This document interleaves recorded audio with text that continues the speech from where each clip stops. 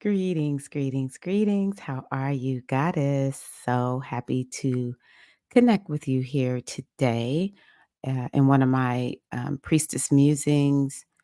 And I want to talk about spiritual teachers. I have honestly been struggling here lately and a little bit resistant to what I think is a calling that I have as a spiritual guide. Which does involve, of course, spiritual teaching. Maybe we could talk about spiritual mentors, spiritual leaders. We can even just talk about leaders in general, maybe in business, mentors when it comes to health and well being, you name it, people who we look to for guidance and leadership um, in some of the most vulnerable areas of our lives. But in this one, I'm talking about spiritual teachers. And what has come up for me is learning how despicable some spiritual teachers are, um, how many people find themselves not with a spiritual guide or a teacher, but with a cult leader, somebody who has an ego that is huge and, has lots of charisma and knows how to get people to do exactly what they want. And, you know, it's disturbing beyond measure. And at the time of this recording, it's August 2024. And I have really and truly just been questioning this whole path that I'm on. There's something to it because I know I have been changed as a result of this path that I'm on. Um, and when I know I have things that people want to learn from me, some things I don't want to put out on the internet. I just feel like it should be people who are students and serious about learning and will use everything that I know and can share in a mature way, i.e., things like initiations. And I wanna even kinda think about when it comes to health and wellness, because I find myself struggling with people in the health and wellness arena also. And, yeah. So, yes, I know there's something to it. I know there's something to us having so much information and more empowered to take care of our health and well-being. Um, and I know that the spiritual path that I've been on, there's something to it. There's a lot that I've learned that has helped me along the way. And my philosophy has always been if I keep doing something that someone teaches me and it's not working, especially if I really apply it and do my best to, go full out, then I expect to see results. And I used to kind of feel bad about that. There's certain things in the spiritual realm where, in a way, you kind of get criticized for, say, for instance, being result oriented. Um, yeah. Why am I doing all this if it's not changing my life for the better? That's how I think about spirituality, and that's how I think about health and wellness. And so I know there's something to it. And by the same token, every time I find that I really bought into somebody who I now find out is it's like and I always kinda know something is wrong. I kinda get to that point where I'm like, "Something isn't right," but I can't quite put my finger on it. I always kind of find myself distant. I don't all the time know exactly what it is, but I'll just find I'm just not listening to that person anymore. Even though I may think, "Oh, wow, what they shared when I was listening to them was helpful." No más, no más. And so, it almost makes me doubt myself. It's like, how did I fall for that? But then it's like, okay, at least I knew something was wrong and I pulled back. So that makes me happy.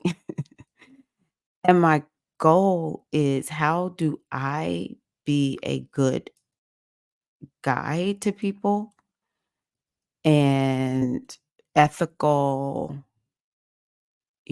just what are the guidelines and what are the standards? Because I don't all the time hear this. Maybe the closest has been from one teacher who said something to the effect of, "You have to respect people's models of the world, and, you don't tell people what to do. You have to let people live their own lives, and you get to choose how you're gonna support them in doing that if you want to support them." And that's very important to me, especially realizing that sometimes I have found people and it's like, whoa, something isn't right. And eventually I find out I was correct. Something wasn't right. But I don't understand why I'm not in that group. Sometimes I am in the group that is just like from the door, this person is scammy. Something is wrong. I can typically see that. But when I miss it, I'm just kind of like, how did I miss it?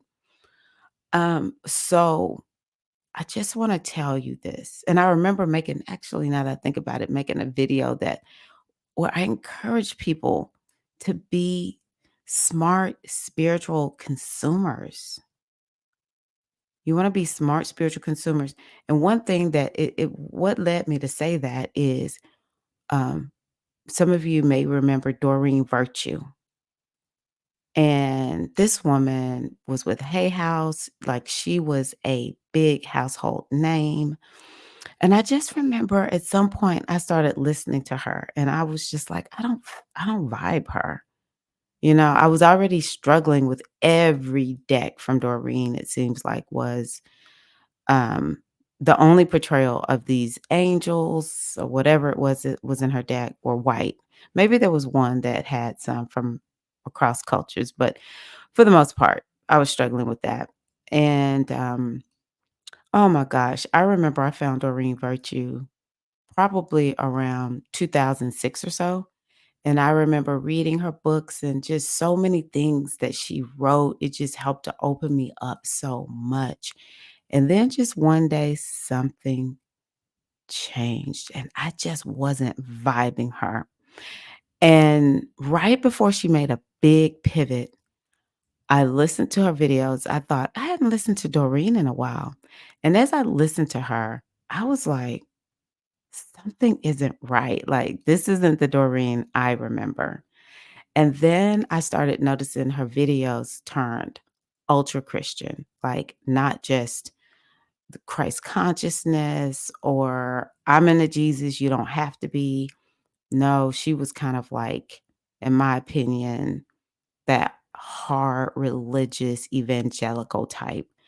And then she started denouncing everything she had done. I mean, people's whole lives got turned upside down because Doreen Virtue shifted from being, this new agey person to being a hardcore.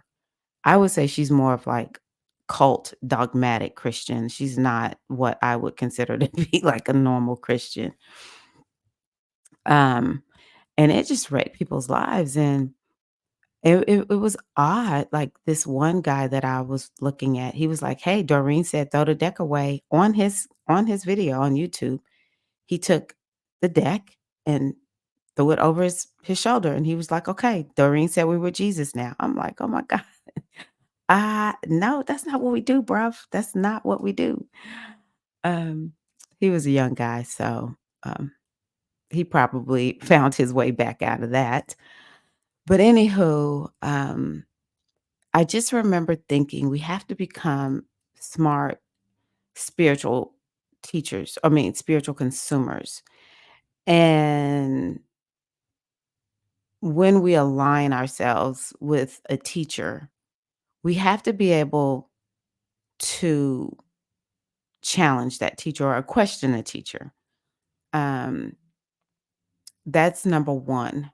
You should. So if I, on my live streams, if I get something wrong, I don't mind if y'all are like, "Hey, I Keita May is great for writing to me like, "Ia, this, like, this word is wrong," or, "Something is wrong with the post." I'm like, "Oh my god, thank you."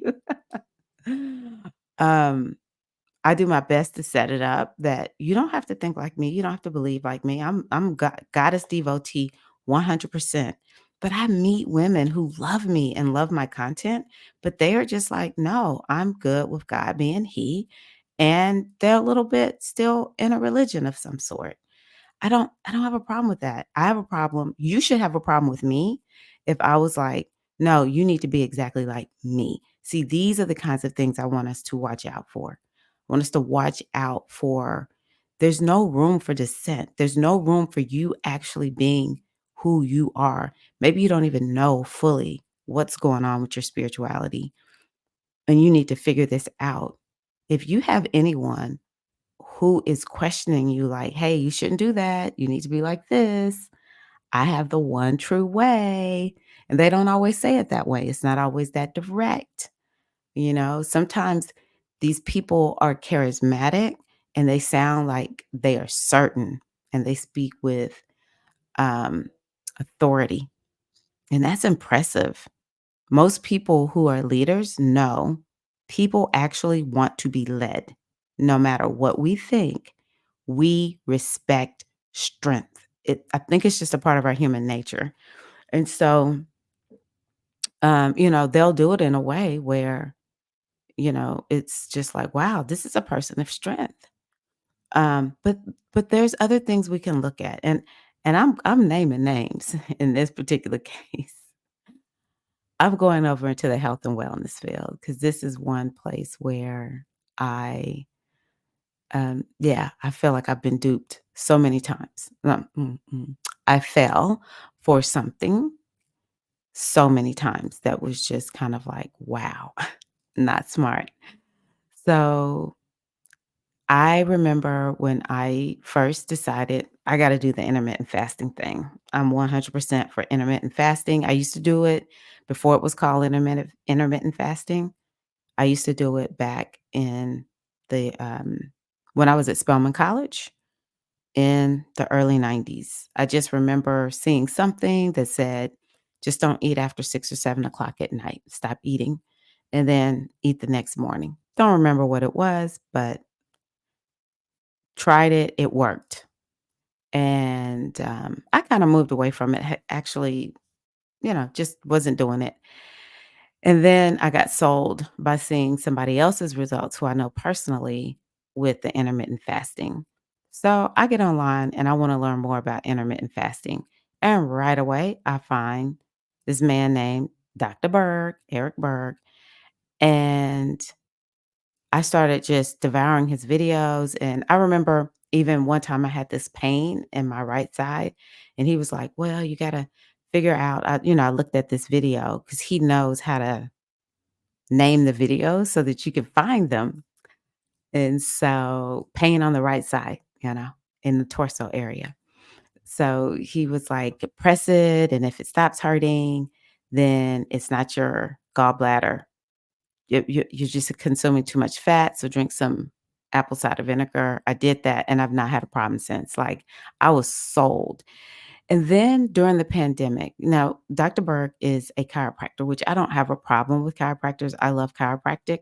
Although now I'm starting to kind of be like, sometimes chiropractors they should just stick with chiropractic. Okay. Because you giving other chiropractors a bad name when they do stuff that's a little bit scammy. So it was something during the pandemic. First of all, chiropractors typically are not going to they don't want anything to do with vaccinations. It's just how it is. And so I did not, the whether or not someone wanted to get vaccinated during the pandemic, I don't even care at this point. I know there was like at some point it was a big deal. But I thought what Dr. Berg was doing and the way he was talking about why he didn't think people should get vaccinated at that time was irresponsible. And it was the sources he was using in the video. And so that was about year 3. that I had been listening. Well, yeah, I was in the 3rd year of listening to Dr. Berg, and that's when I was just like, "I'm done. I'm done." And I've just never I unsubscribed, and I was and the other thing about him is there was something he said in one of his videos, and I disagreed with Dr. Berg, and the people in the comment section, Dr. Berg didn't even have to come for me, baby, and I wasn't rude, like, I don't leave rude comments. I just questioned something. I stated that I didn't agree or something. The people in the comments ate me alive. I actually deleted the doggone, comment that I made. They were so vicious. So, it's 2024 at the time of this recording, and sometimes it's kind of like, "Oh, I need to remember this," or, "I need to know something." I'm still not subscribed to his channel, but I will sometimes look, because it's so easy to find a Dr. Berg video. I'll kinda look at something, to kinda get a little bit of information. And I just kept feeling like I don't know why I cannot listen to Dr. Berg a lot. I don't watch his videos. He doesn't inspire me every time I look at him. Oh, the other thing that kind of disturbed me about Dr. Berg, and this is kind of like what I was talking about with the teachers. You need to do it this way: keto, keto, keto, keto. And I don't have no problems with keto, but everybody, keto ain't it for everybody. But you listen to Dr. Berg, it's for everybody. Anywho, yeah, just couldn't come back to him. And then today, Spirit led me to a video by Dr. Berg's son. I'm like, what is going on? This young man has been making videos for a couple of years now. Oh my God, Dr. Berg is a part of Scientology. I'm like, what? But, I thought to myself, I never could quite put my finger on it, couldn't put my finger on it.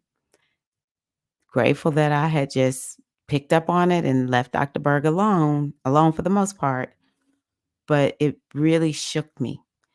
And I started thinking about Dr. Berg, um, the how, to dissent in his comment section, it wasn't gonna be nice.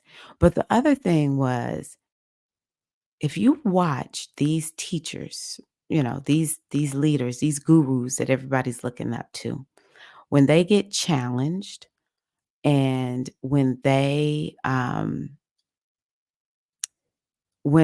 times are hard, how do they act? I think that is the most telling thing. And Dr. Berg, when somebody challenged him, he was gonna make a video to try to, like, he was a little vicious. Like, when you hear him talk, he doesn't have a lot of affect to his face. His humor is a little dry at times, if you even get that, but it's real monotone kinda, sorta. And, but then you see him when he gets upset when somebody challenges him. And I used to think, "Dang, he's a little petty. That's interesting. Wow, okay, Dr. Berg is petty when he gets upset." And so, yes, things like that, when you get challenged, when that teacher gets challenged, what happens? Do people get excommunicated? Do people get put out of the community? Does everybody have to agree with that teacher? Is there a lot of conformity going on? And I like to believe that that I cultivate people. I like to consider myself to be the spiritual guide for misfits, people who feel like they don't fit in anywhere. And therefore, we just all show up and we are who we are. We don't have to be like everybody else, right? Um, I want to believe that that's what I'm cultivating the most, but I'm just making this for my peace of mind. It's out there that first and foremost, I'm human. I will make mistakes and I will apologize. I will do my best to make amends. Um, you know, I'm not above reproach, although, I do I'm not gonna lie, I wanna be respected for what I'm good at. Uh, and I do everything I can to be excellent and share things that I have used for myself and, but it's up to you. Do you wanna use them or not? Doesn't matter to me, all right? And that's important. That's very important. It doesn't matter if you're dealing with me or you're dealing with, some teacher that you love in some other area of your life. Another thing too that I want to emphasize is as we work with teachers, yes, our teachers can make us feel uncomfortable because teachers and guides and coaches, mentors are here to help us stretch and become more of who we are. And when we go into new territory, it will feel uncomfortable. However, if you're dealing with a teacher who makes you feel bad about yourself, then there's a question mark. I've worked with people and I'm like, I don't know why I just always kind of feel like I'm not measuring up. And then after a while, I'm like, you know what? I don't think it's them. I don't think it's me. I think I'm in an environment that's not for me. It's kind of like we need to be listening to our gut and our body, even when people are like, no, don't do that. Cause that's where all the cults come from. Turn off your ability to think for yourself. And You know, don't think for yourself. Just do this. Go with the crowd, do this. It's like we have to find ways to rescue ourselves from that. I heard a woman say today, oh my gosh, it was on a different topic, but I like how she said, That sometimes we're missing in action and we don't even know we're missing in action. But then it's kind of like, why is there no one around us who's noticing we're missing in action? You know? So you kinda have to take note. Am I missing in action? And oftentimes when we're doing stuff that, um or when we're a part of something and other people in our families are kind of like, "I'm not sure about this." Just give it a chance. Let them say, "Okay, well, I'm gonna be skeptical because this person I know for sure loves me. I just met this teacher, but this person loves me." And if they are questioning what I'm doing, even though I may not stop, I'm gonna allow myself to let their question sit in my mind. And I think being a part of a group is a beautiful thing, but that we've got to have standards. We've gotta have standards. And I know people have told me that their loved ones are like, "Hey, mom, I think you're dealing with a cult," you know? And sometimes, especially with dealing with cults, they'll love bomb you.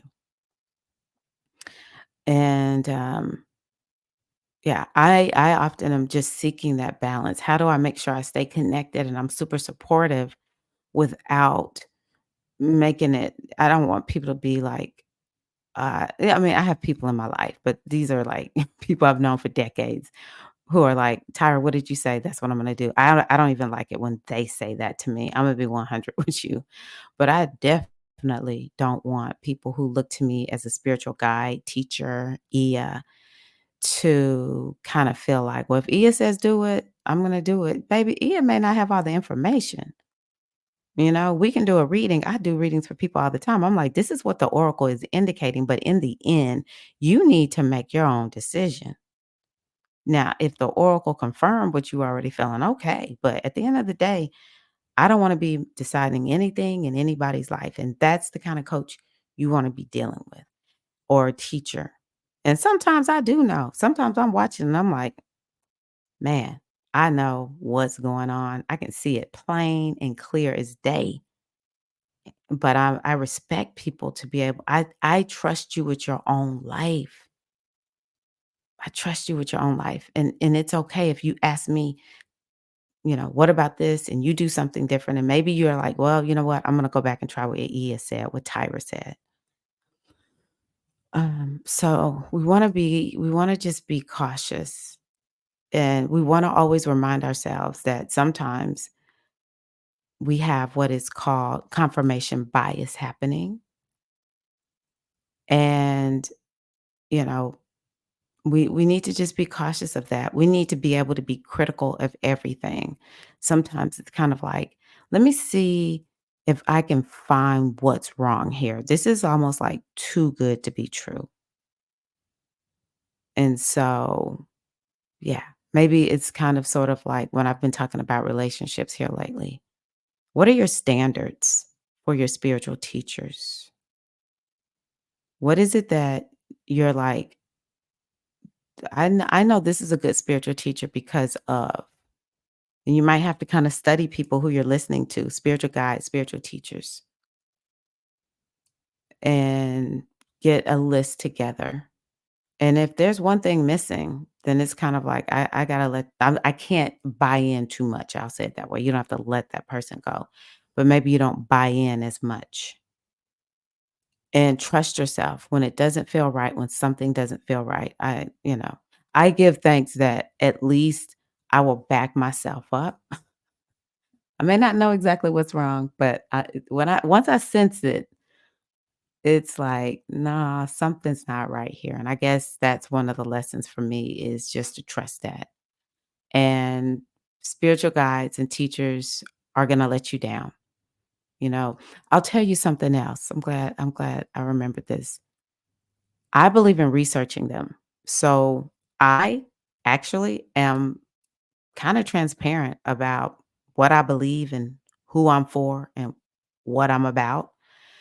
And I think for some people it's counterintuitive for business, but I don't like it. Say, for instance, with Dr. Berg. And now I'm not saying he was secretive, but maybe I could have done some research. I really believe, I'll never forget, I really believe in finding out who am I spending my money with, because what are they gonna do with my money is spend it with somebody else. And what if they're spending it with somebody who I don't believe in?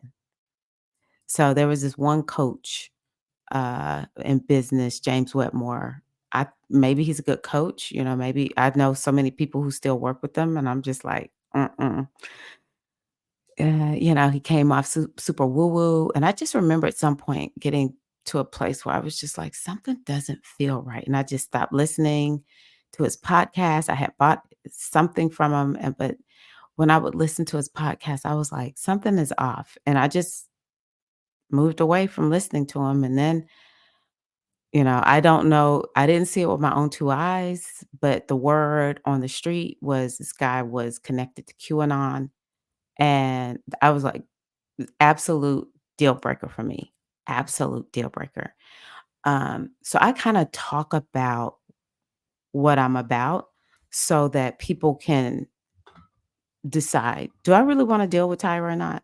Because actually, if you don't like what I'm about, actually, I don't want you spending your money with me, your time, your attention, all of that. I can work with people on almost just about anything, but where there is a deal breaker, like Scientology, QAnon, I'm like, "Hell to the nah." And although I can't tell what's wrong, it always gets revealed. So I do my best to kinda be transparent and, if it upsets people that I'm about something that they're not about, I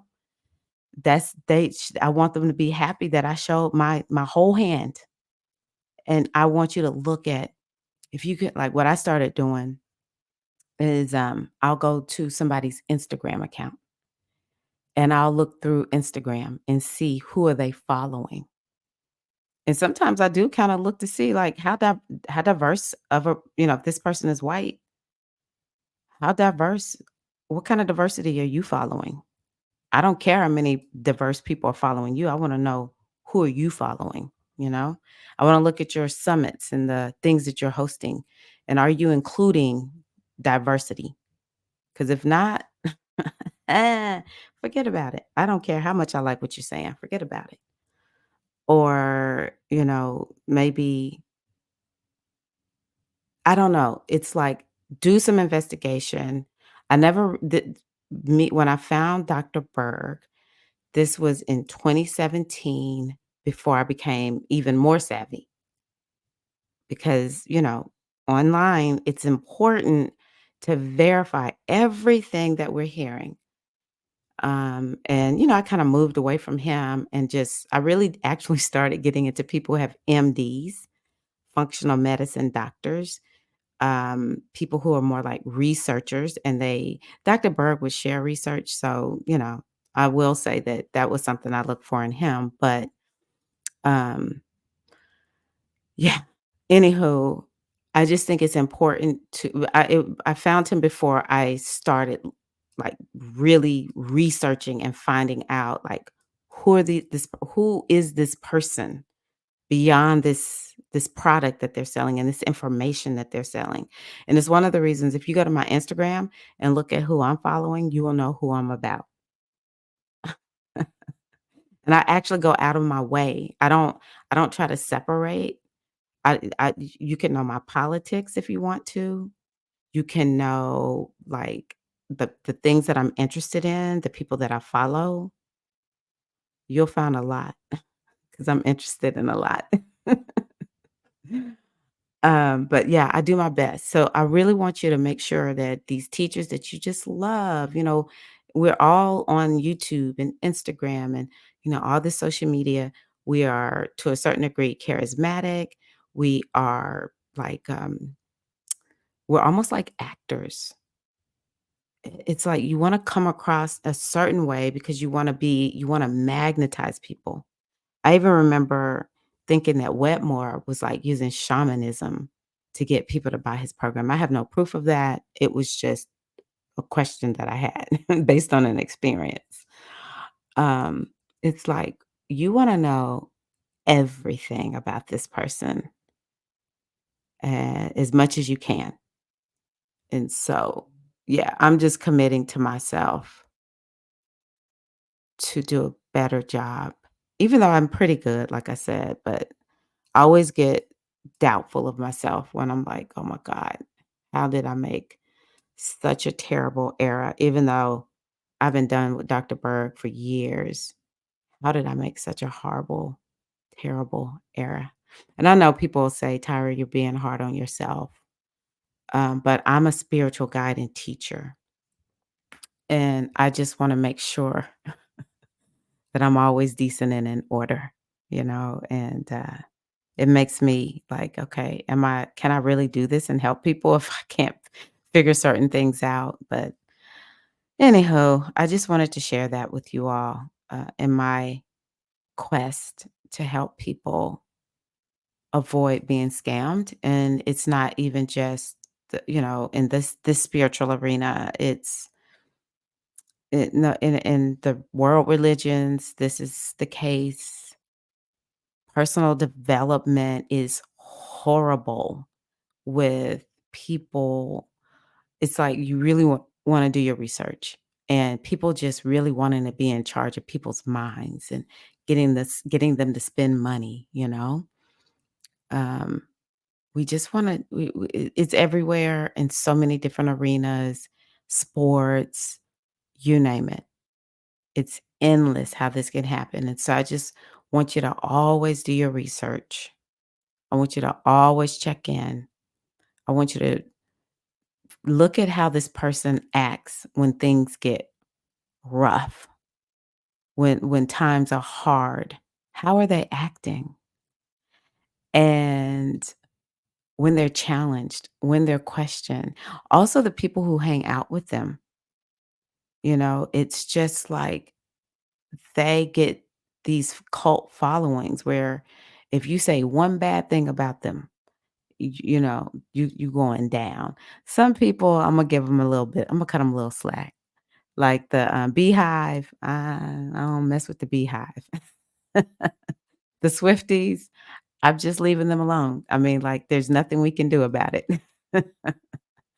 I actually like Beyonce, and I'm not a Taylor Swift fan, but I think she has a good heart for the most part. So if they ever go off the beaten path, hopefully the Beehive and the Swifties will check them and, tell them, "No, we don't act like that," right? So, yeah, hope this has been helpful. And yeah, thank you so much for being here. I wish you all the best. And may you always, always walk in your own sovereignty and inner authority and power. And if you find that you have abdicated your power to somebody else, that you have found yourself to be part of some type of cult following where you cannot deviate and be who you are called to be, may you make that turn and come right on out or get some help to get you out. All right? Sending you a big hug. Thank you so much, Goddess. Peace and love.